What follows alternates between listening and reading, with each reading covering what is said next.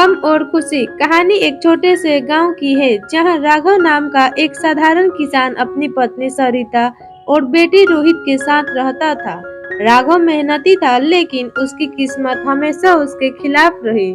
उसने अपने खेत में इस साल नई फसलें उगाई थी और उम्मीद कर रहा था कि इस बार उसकी मेहनत रंग लाएगी।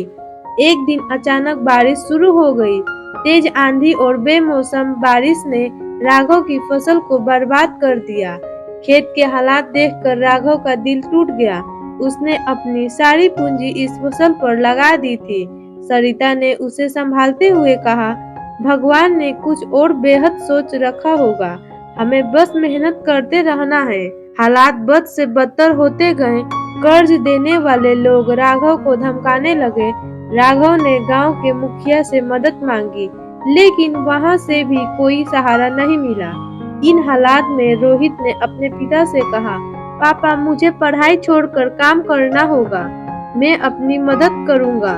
राघव ने रोहित को गले लगाते हुए कहा, नहीं बेटा, तुम्हें पढ़ाई ही हमारी उम्मीद है।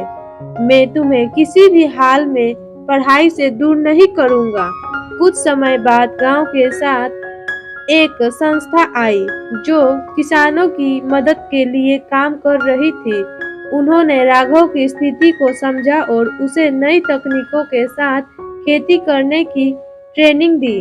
राघव ने दिल लगाकर मेहनत की और इस बार उसकी फसल इतनी अच्छी हुई कि वह न सिर्फ कर्ज चुकाने में सफल रहा बल्कि उसकी आर्थिक स्थिति भी सुधर गई।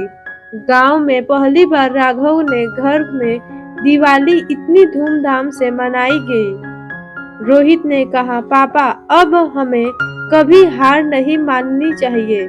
गम हो या खुशी, सब कुछ हमारी मेहनत और हौसले पर निर्भर करता है। राघव ने मुस्कुराते हुए कहा, सही कहा बेटा।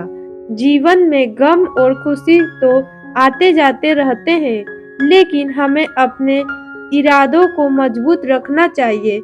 इस तरह राघव और उसका परिवार एक नई उम्मीद के साथ अपने जीवन की कहानी को फिर से लिखने में सफल रहा।